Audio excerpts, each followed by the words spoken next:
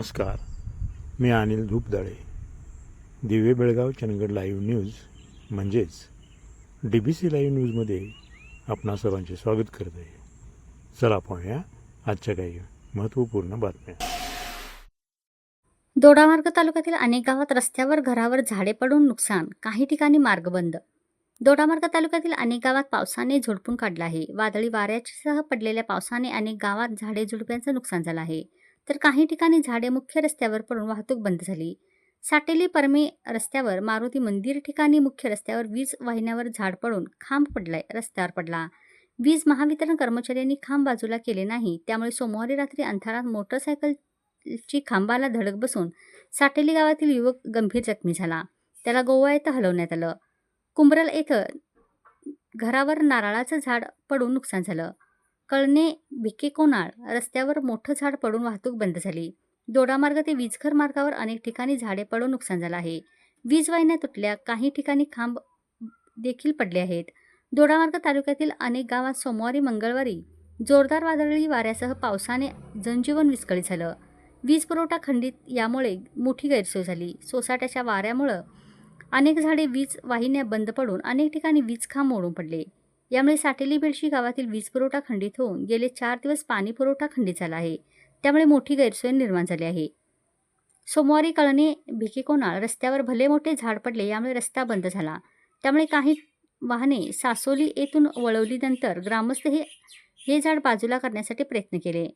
आपत्ती व्यवस्थापन यांना कळवून झाड बाजूला करावे, अशी सूचना शिवसेना ठाकरे माजी जिल्हा प्रमुख बाबूराव धुरी यांनी केली. सोमवारी रात्री उशिरा दादू यशवंत गबस कुंबरल राहत्या घरावर माडाचे झाड पडून प्रचंड नुकसान झालं. दोडामार्ग ते वीजघर मार्गावर अनेक ठिकाणी झाडे पडून वीज पुरवठा खंडित होऊन वाहतूक व्यवस्था कोलमडून पडली, त्यामुळे अनेक ठिकाणी गैरसोय झाली. मंगळवारी दुपारनंतर पावसाने काहीशी विश्रांती घेतली. तसेच प्रशासन यंत्रणा झालेले नुकसान यामुळे आढावा घेत आहे. कागल तालुक्यात 9 घरांची पडझड, 2,62,000चं नुकसान. कागल तालुक्यात मुसळधार पाऊस पडतो आहे. मुसळधार पावसाने घर व गोठ्याची दानादान झाली आहे. गेल्या 4 दिवसात 9 ठिकाणी पडझड होऊन 2,62,000 रुपयाचं नुकसान झालं आहे. तहसील कार्यालयातून आपत्ती व्यवस्थापन विभाग सतर्क आहे.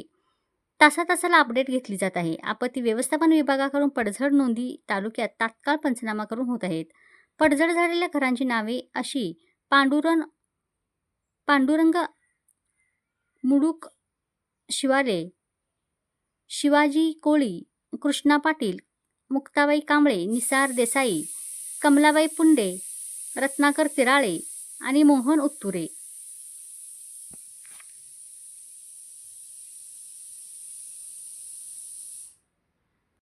पाटबंधारे चंदगड विभागाकडून ताम्रपर्णी नदी क्षेत्रातील जनतेला सावधानतेबाबत आवाहन करण्यात आलं आहे. जांभरे धरण पाणलोट क्षेत्रात पर्जन्यवृष्टी सुरू आहे. 7 जुलै 2026 रोजी धरण सकाळी 7 वाजता 82.37% क्षमतेनं भरलं आहे. धरण क्षेत्रात पावसाचं प्रमाण पाहता व धरणात येवा पाहता उद्यापासून धरण पूर्ण क्षमतेने भरण्याची शक्यता नाकारता येत नाही. धरणात पाणीसाठा नियंत्रित ठेवण्यासाठी त्याच्या उद्देशाने 7 जुलै रोजी दुपारी 12 वाजल्यापासून विद्युतगृहातून 100 क्युसेस पाणी ताम्रपर्णी नदीपात्रात सोडण्यात येणार आहे. तरी सर्वांना याद्वारे विनंती करण्यात येते की कृपया नदीपात्रात उतरू नये आणि नदीपात्रात काही तत्सम साहित्य अथवा जनावरे असल्यास तात्काळ हलवण्यात यावीत. सर्वांनी योग्य ती खबरदारी व दक्षता घ्यावी व पाटबंधारे विभागात सहकार्य करावं, अशी विनंती करण्यात आली आहे. कार्यकारी अभियंता कोल्हापूर पाटबंधारे विभाग दक्षिण कोल्हापूर यांनी प्रसिद्धी पत्रकाद्वारे केली आहे. ताम्रपर्णी नदीवर पाण्याखाली 4 बंधारे आहेत: चंदगड, हल्लारवाडी, कोनेवाडी व कोवाड.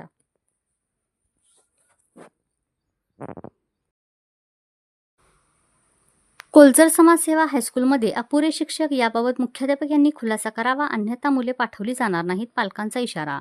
दोडामार्ग तालुक्यातील ग्रामीण भागातील कोलझर समाजसेवा हायस्कूलमध्ये मंगळवारी गावातील मुलांचे पालक ग्रामस्थांनी सभेच्या निमित्तानं भेट दिली असता या ठिकाणी 3 ते 4 शिक्षक गैरहजर असल्याचं समजण्यात आलं. यावेळी पालकांनी सदर शिक्षक हजर का नाहीत, असं मुख्याध्यापक यांना विचारलं असतं. त्यांनी खुलासा करावा, नाहीतर शाळेत मुलांना पाठवलं जाणार नाही, असा इशारा पालकांनी यावेळी मुख्याध्यापकांना दिला. मुलांचे शैक्षणिक नुकसान होऊ नये यासाठी शाळेत पुरेसे शिक्षक असणं आवश्यक आहे. त्यासाठी पालकांनी भेट दिली असता रजिस्टरप्रमाणे पांगुळ पाटील, दळवी मुख्याध्यापक गैरहजर असल्याचं दिसून आलं.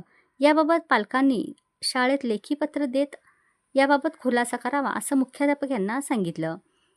यावेळी संजय देसाई, विलास सावळ, यशवंत घोळगिळे, लक्ष्मी डांगी, नामदेव मुळीक, शिल्पा देसाई, तनिष्का मुंगी, संजना देसाई, वैभव डांगी इतर पालक उपस्थित होते.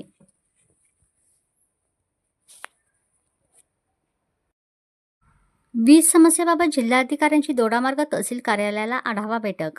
ग्राहकांच्या तक्रारी ऐकून तात्काळ उपाययोजनांचे निर्देश. वीज वितरण अधिकारी उत्तर देण्यास पडले कमी. दोडामार्ग तालुक्यात गेल्या काही दिवसापासून वारंवार होत असलेल्या वीज पुरवठा खंडित होण्याच्या समस्येच्या पार्श्वभूमीवर सिंधुदुर्गच्या जिल्हाधिकारी तृप्ती घोडमिसे यांनी सोमवारी दोडामार्ग तहसील कार्यालयात वीज ग्राहकाशी थेट संवाद साधत त्यांच्या अडचणी जाणून घेतल्या.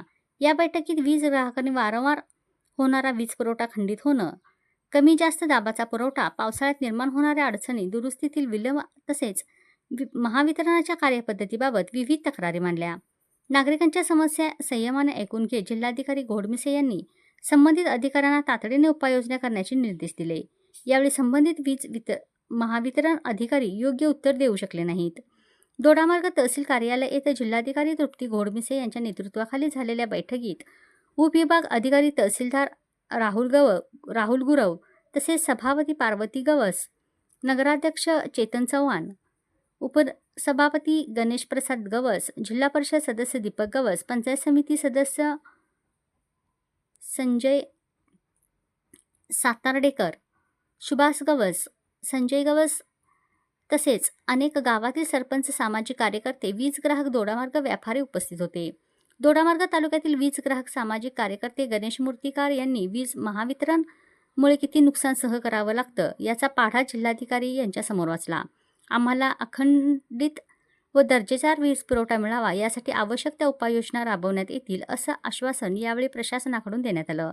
बैठकीदरम्यान ग्राहकांच्या समस्यावर सविस्तर चर्चा झाली असून भविष्यात अशा तक्रारी कमी करण्यासाठी महावितरणने उपाययोजनाचं कामकाज करावं अशी अपेक्षा उपस्थित नागरिकांनी यावेळी व्यक्त केली.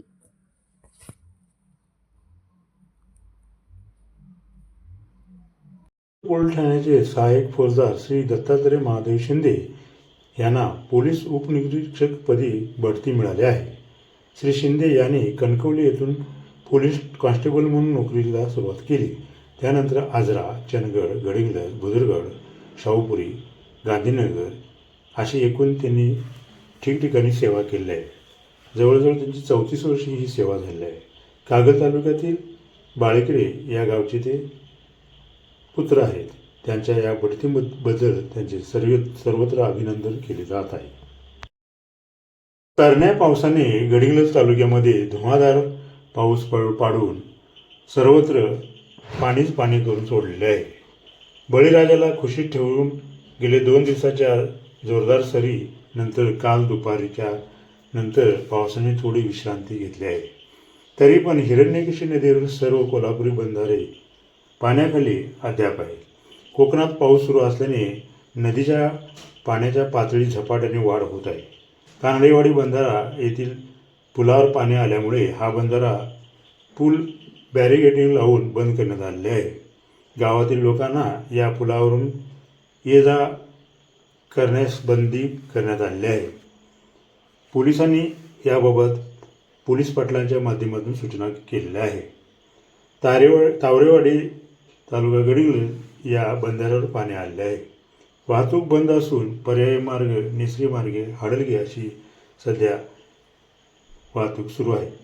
नरेवाडीचे धरण देखील ओव्हरफुल झालेले आहे. अशा प्रकारे गडिंग्लज तालुक्यामध्ये पावसाची चांगल्याच प्रमाणात नोंद झालेली आहे. अशाच प्रकारे चंदगड, गडिंग्लज, आजरा या 3 तालुक्यामध्ये पावसाने सर्वत्रच नद्या, नाले दुथडी भरून वाहत आहेत. चंदगड तालुक्यामध्ये 4 बंधारे पाण्याखाली आलेले आहेत.